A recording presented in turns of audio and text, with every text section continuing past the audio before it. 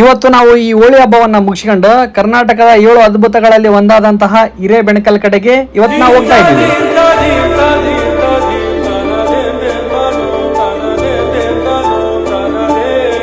ಹಂಗೆ ಹೋಗ್ಬೇಕಾದಂತ ಸಂದರ್ಭದಾಗ ನಾವು ಗೂಗಲ್ದಾಗ ಮ್ಯಾಪ್ ಓಪನ್ ಮಾಡ್ಕೊಂಡು ಈ ಬೆಟ್ಟಕ್ಕೆ ಹೋಗ್ಬೇಕಿತ್ತು. ಆ ಗೂಗಲ್ ಮ್ಯಾಪ್ ಪ್ರಕಾರ ಈ ಬೆಟ್ಟಕ್ಕೆ ಹೋಗ್ಬಿಟ್ಟಿವಿ ನಾವು. ಅದಾದ್ಮೇಲೆ ಅಲ್ಲಿ ಗೊತ್ತಾಯ್ತು ನಾವು ಹೋಗಿದ್ದ ಪ್ಲೇಸ್ ರಾಂಗ್ ಐತೆ ಅಂತ ಅನ್ಕಂಡು ಅಲ್ಲಿ ಜನರ ಹೆಲ್ಪ್ ತಗೊಂಡು ಕರೆಕ್ಟ್ ದಾರಿಗೆ ಬಂದ್ವಿ. ಈಗ ಮತ್ತೊಳ್ಳೆ ಮ್ಯಾಪ್ ಹಾಕಿಂದ ಈ ಕಡೆ ತೋರ್ಸಕೊಂತೈತೆ ಅದ. ಹಾ ರೀ ಹೌದಾಡ್ರಿ ಹೌದು. ಈಗ ಅಲ್ಲಿಗೆ ಹೋದ್ರ ಅವ್ರು ಅಲ್ಲಿಂದ ಒಂದಿಬ್ರು ಅದಾರ ಅಲ್ಲಿ ಅವ್ರ ಇನ್ಫಾರ್ಮೇಶನ್ ಕೊಡ್ತಾರ. ಆಯ್ತಾಡ್ರಿ ಥ್ಯಾಂಕ್ಸ್ ರೀ. ಫೈನಲಿ ಒಟ್ಟು ಭಾಳ ತ್ರಾಸ ತಗೊಂಡು ಇಷ್ಟು ದೂರದಾಗ ಸುಸ್ತಾಗಿ ಒಟ್ಟು ಬಂದಿವಪ್ಪ ಇಲ್ಲಿಗೆ.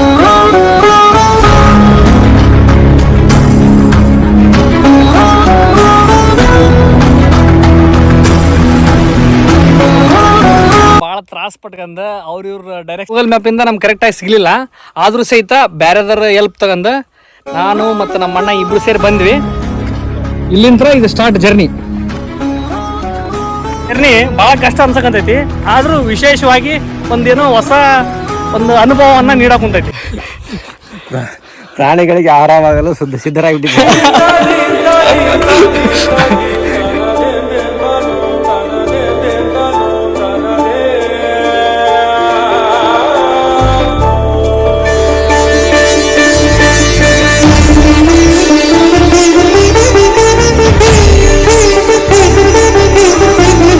ಈ ಪ್ಲೇಸ್ ಐತಲ್ರಿ, ಭಾರತದ ಅತಿ ದೊಡ್ಡ ಶಿಲಾಯುಗದ ಸಮಾಧಿ ತಾಣಗಳದಾಗ ಇದು ಕೂಡ ಒಂದಾಗೈತಿ ನೋಡ್ರಿ.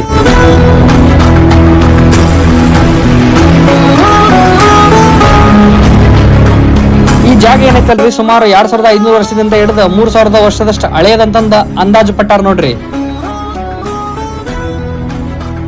ಇದೇನೈತಲ್ರಿ ಟೋಟಲ್ 49 ಎಕರೆ ಮ್ಯಾಲೆ ಐತಿ. ಬಟ್ ಇದ್ರ ಸುತ್ತಮುತ್ತ ಸರೌಂಡಿಂಗ್ ನಾವು ಯಾವ ಕಡೆ ನೋಡಿದ್ರು ಗುಡ್ಡ ಬೆಟ್ಟ ಕಲ್ಲುಗಳು ಕಾಣಕೊಂತಾವು. ಆದ್ರೆ ಯಾವುದೇ ಒಬ್ಬ ವ್ಯಕ್ತಿ ಕೂಡ ಕಾಣಿಸ್ತಾ ಇಲ್ಲ. ಆದ್ರೂ ಮುಂದೆ ಏನೇನೈತಿ ನೋಡ್ಕೊಂತ ಹೋಗಂಬರ್ರಿ. ಇಲ್ಲೈತಲ್ರಿ ಸ್ಥಳೀಯವಾಗಿ ಇದಕ್ಕ ಮೌರ್ಯರ ಅಂಗಡಿ ಅಂತ ಕರೀತಾರ್ರಿ. ಅದ್ರ ಜೊತೆಗೆ 7 ಗುಡ್ಡಗಳು ಅಂತಾನು ಕರೀತಾರ. ಇಲ್ಲಿ 100 ಕಲ್ಲಿನ ಸಮಾಧಿಗಳದ ನೋಡ್ರಿ.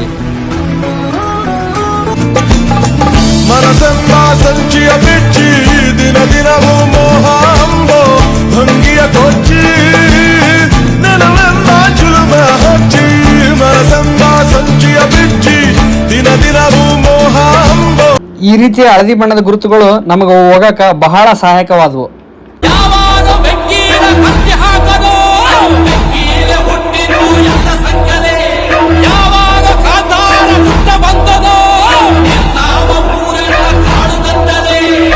ಕೆಲವು ದುಷ್ಕರ್ಮಿಗಳ ಇಲ್ಲಿನ ನಿಧಿ ಆಸೆಗಾಗಿ ಈ ಸಮಾಧಿಗಳನ್ನ ಹೊಡೆದಾರಂತಂದು ಬೀಳಿಸಿದಾರಂತಂದು ಕೆಲವು ಊಹಾಪೋಹಗಳದಾವು. ಇಲ್ಲಿನ ಸ್ಥಳೀಯ ಜನರು ಇದನ್ನ ಕಾಪಾಡ್ಬೇಕು.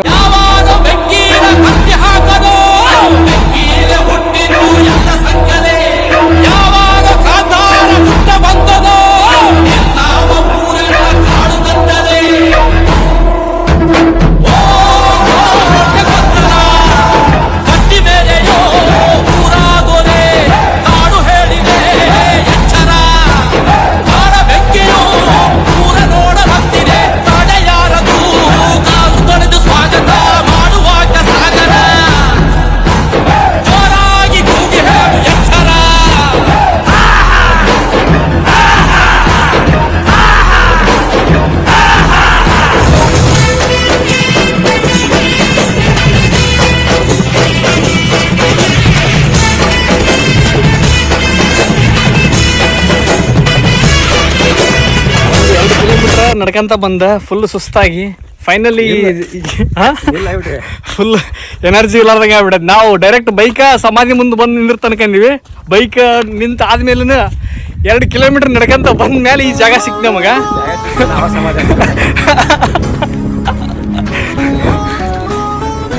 1.5-2 ತಾಸು ಆದ್ಮೇಲೆ ಇಲ್ಲಿ ಒಬ್ಬ ಪರ್ಸನ್ ನೋಡಿದ ಮೇಲೆ ನಮಗ್ ಬಹಳ ಖುಷಿ ಆತ. ಹಂಗಿದ್ರ ಬರ್ರಿ ಅವ್ರ ಹತ್ರ ಮಾತಾಡಮ್ರಿ. 30 ವರ್ಷ ಆಯ್ತು, ರಿಗ್ರೆಟ್ ಎಲ್ಲ ಆಗ್ತದೆ ನನಗೆ, ಪಶ್ಚಾತ್ತಾಪ ಆಗ್ತದೆ ಯಾಕೆ ನೋಡಿಲ್ಲ ಅಂತ. ನಮ್ಮದು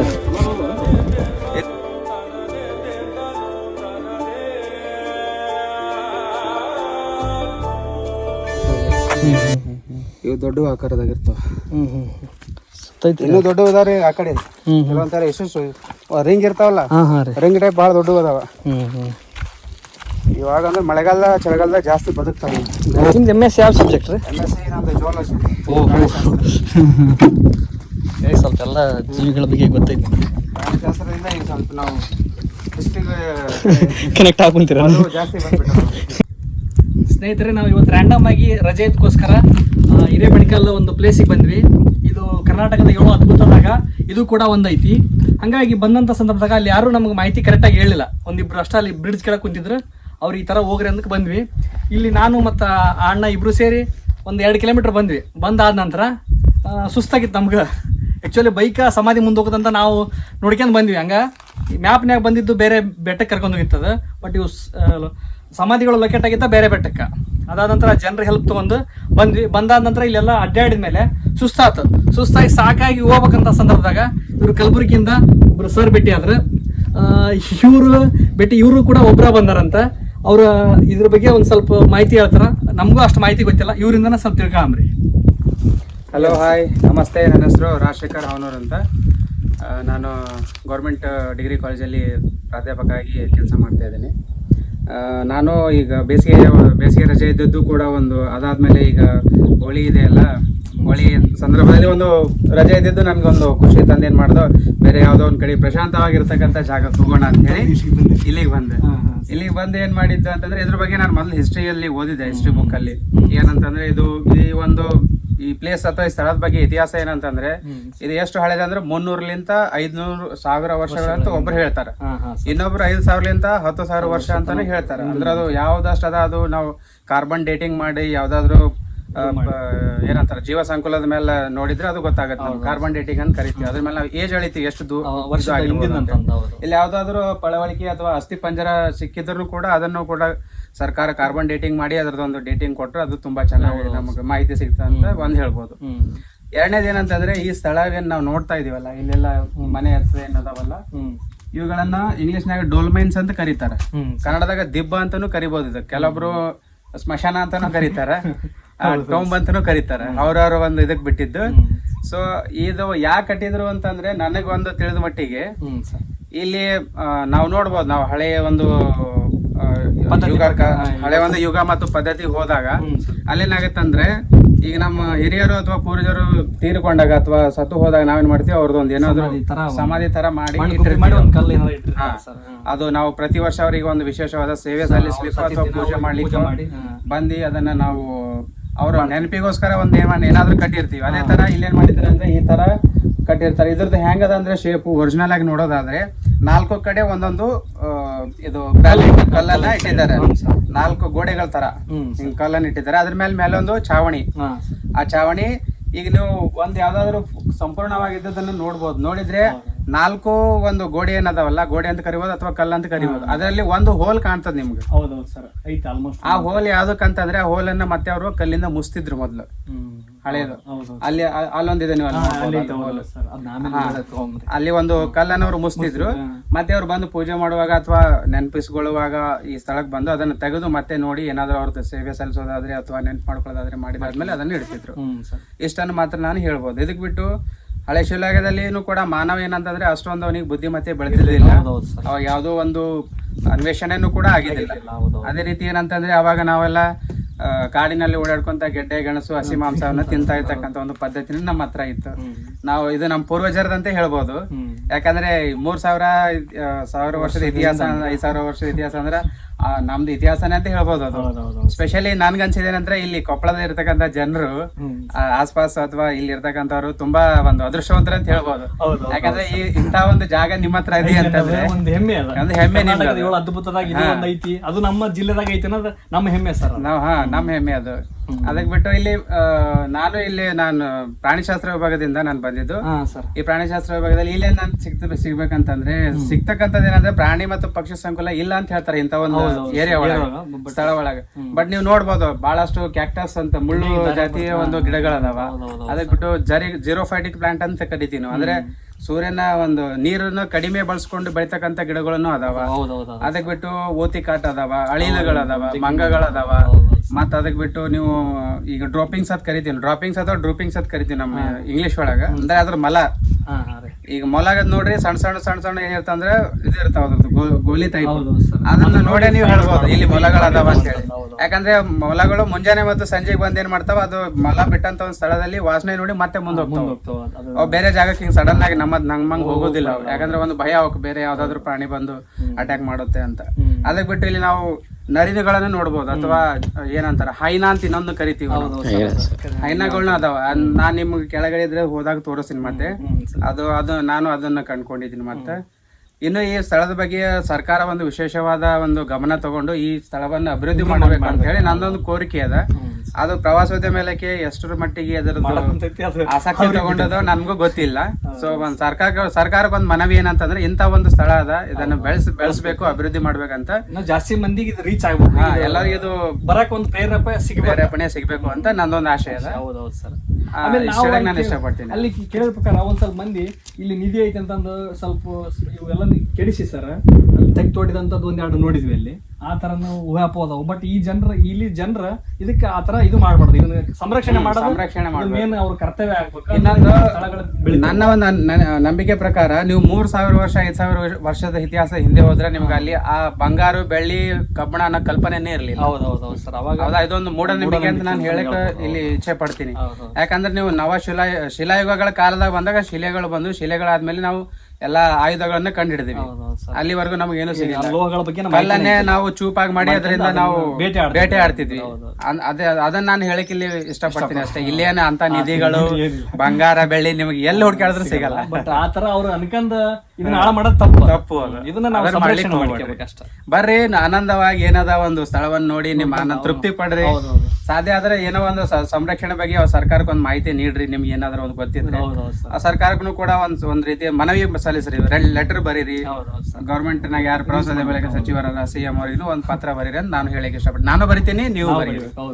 ನಾವು ನೋಡಿದ ಮಟ್ಟಿಗೆ ಸರ್, ನಾವು ಅನ್ಕೊಂಡ್ ಬಂದಿದ್ದು ಒಂದ, ಬಟ್ ನಮ್ಗೆ ಎಂಜಾಯ್ಮೆಂಟ್ ಆಗಿದ್ದು ಒಂದು, ನಾವು ಬಂದಿದ್ದಕ್ಕೂ ಖುಷಿ ಅನಿಸ್ತಿ. ಇದು ಇಷ್ಟೆಲ್ಲ ನೋಡಿ ಈ ತರ ಇರ್ತಂತ ಕೂಡ ಅನ್ಕೊಂಡಿದ್ದಿಲ್ಲ ನಾವು. ಬರೀ ಫೋಟೋದಾಗ ಅವು ಯುನೆಸ್ಕೋ ಪಟ್ಟಿ ನೋಡಿದ್ವಿ ನಾವು. ಬಟ್ ಇಲ್ಲಿ ಬಂದಾದ್ಮೇಲೆ ನಮ್ಗೆ ಅನುಭವ ಸಿಕ್ಕಿದ್ದ ಬೇರೆ, ಒಂಥರ ನಿಜವಾಗಿ ಒಂದು ಆತ್ಮತೃಪ್ತಿ ಆದಂಗ. ನೀವು ಅದ್ರ ಜೊತೆಗೆ ನೀವು ಭೇಟಿಯಾಗಿದ್ದು ನಮ್ಗೆ ಬಹಳ ಖುಷಿ ಆಯ್ತು. ಯಾರು ಕಾಣ್ತಾ ಇಲ್ಲ ಬಂದಿದ್ದೀವಿ ಸರ್. ಆಕ್ಚುಲಿ ಈ ಸುಮ್ನೆ ಬಂದಿವಪ್ಪ ಹೊಳೆ ಹಬ್ಬಿತ್ತಿನ ಸ್ವಲ್ಪ ಬಣ್ಣ ಆಡ್ಬೇಕಿತ್ತು ಅನಿಸ್ತಿ. ಆದ್ರೂ ಸಹಿತ ಇಲ್ಲಿ ಮುಂದೆ ಬರೋಣ ನೀವು ನೋಡಿದ್ವಿ, ಸ್ವಲ್ಪ ನೀವು ಮತ್ತೆ ನಮ್ ಜೊತೆ ಕೋಆಪರೇಟ್ ಮಾಡಿದ್ರಿ, ನಮಗಿನ್ನ ಸ್ವಲ್ಪ ಖುಷಿ ಅನಿಸ್ತಿ. ಇವತ್ತು ಬಂದಿದ್ದಕ್ಕೆ ಸಾರ್ಥಕ ಅಂತ ಅನಿಸ್ತಿ. ಆಯ್ತು, ನಾನು ಇನ್ನೊಂದು ವಿಷಯ ಹೇಳಕ್ ಬಯಸ್ತೀನಿ. ನೀವು ಆ ಕಡೆ ಮುಂದೆ ಹೋಗಿದ್ರೆ ನೋಡ್ಬೋದು, ಅಲ್ಲಿ ಲೋಟಸ್ ಪಾಂಡ್ ಅಂತಿದೆ, ಕಮಲಗಳಲ್ಲಿ ಇರ್ತಕ್ಕಂಥ ಒಂದು ನೀರಿನ ಮೂಲನೂ ಇದೆ. ಅದು ತುಂಬಾ ಚೆನ್ನಾಗಿದೆ. ಬರ್ರಿ ನೋಡ್ರಿ, ಅದ್ರೊಳಗೆ ಪ್ಲಾಸ್ಟಿಕ್ ಅದು ಹಾಕ್ಬೇಡ್ರಿ, ಚಿಪ್ಸ್ ಹಾಕ್ಬೇಡ್ರಿ, ಏನೂ ಹಾಕ್ಬೇಡ್ರಿ, ಮೀನುಗಳಿಲ್ಲ, ಏನಿಲ್ಲ. ಅದನ್ನ ಬಂದು ಹಾಳು ಮಾಡ್ಬೇಡ. ನೋಡ್ರಿ ಆ ಒಂದು ಸ್ಥಳವನ್ನ ಆನಂದ ಪಡ್ರಿ ಅಂತ ಹೇಳಿ. ಗುಲ್ಬರ್ಗಿಂದ ನಮ್ಮ ಸರ್ ಒಬ್ಬರು ಪರಿಚಯ ಆದ್ರಿ ಇಲ್ಲಿ. ಅವ್ರು ಬಂದು ನೋಡಿ ನಮ್ಗೆ ಫುಲ್ ಎನರ್ಜಿ ಒಳ್ಳೆ ತಿರ್ಗ ರೀಸ್ಟಾಕ್ ಆದಾಗ ಆಯ್ತು. ಯಾಕಂದ್ರೆ ಅವರು ಕೊಟ್ಟಂತ ಮೋಟಿವೇಶನ್, ಅವ್ರು ಕೊಟ್ಟಂತ ನಾಲೆಜ್ ಅವೆಲ್ಲ ಇದ್ರ ಬಗ್ಗೆ ತಿಳ್ಕೊಂತ ಇನ್ಫಾರ್ಮೇಶನ್ ನಮಗೆಲ್ಲ ದೊರಕಿದ ಮೇಲೆ ನಮ್ಗೆ ಇನ್ನೊಂದು ಸ್ವಲ್ಪ ಇನ್ನೂ ನಮಗೂ ಒಂಥರ ನಾವು ಈ ಥರ ಇನ್ನೂ ಬೇರೆ ಬೇರೆ ಪ್ಲೇಸಸ್ಗೆ ಹೋಗ್ಬೇಕು ಅಂತಂದೇಳಿ ನಮಗೆ ಹೆಮ್ಮೆ ಆಗ್ತಿದೆ. ನಮ್ಮ ಕೊಪ್ಪಳ ಡಿಸ್ಟಿಕಲ್ಲಿ ಈ ಥರ ಒಂದು ಪ್ಲೇಸಸ್ ಇದೆಯಲ್ಲ ಅಂತಂದು ಹೇಳ್ಬಿಟ್ಟು ಒಂಥರ ಏನೋ ಮನಸ್ಸಿಗೆ ರಿಲ್ಯಾಕ್ಸೇಷನ್ ಅನಿಸ್ತಿತ್ರ. ನಾವು ಟ್ರಾವೆಲಿಂಗ್ ಕೆಳಗಿಂದ ಬಂದಮೇಲೆ ಇಲ್ಲೆಲ್ಲ ನೋಡಿಬಿಟ್ಟು ಇದೆಲ್ಲ ಅದ್ಭುತವಾದ ಹಳೆಯ ಕಾಲದಲ್ಲಿ ಈ ಥರ ಇತ್ತಲ್ಲ ಅನ್ನೋದು ನಮಗೆ ಒಂಥರ ಕಲ್ಪನೆ ಅಷ್ಟೇ ಇರ್ತಿತ್ತು. ಬಟ್ ನಿಜ ನೋಡಿದ ಮೇಲೆ ಆ ಕಲ್ಪನೆಗೆ ಮೀರಿ ಇಲ್ಲಿ ಚೆನ್ನಾಗಿದೆ. ಇಷ್ಟು ಹೇಳಿ ನಾನು ಒಂಥರ ಏನೋ ಹೆಮ್ಮೆ ಆಗ್ತಿದೆ ನಮ್ಮ ಕೊಪ್ಪಳ ಡಿಸ್ಟಿಕಲ್ಲಿ.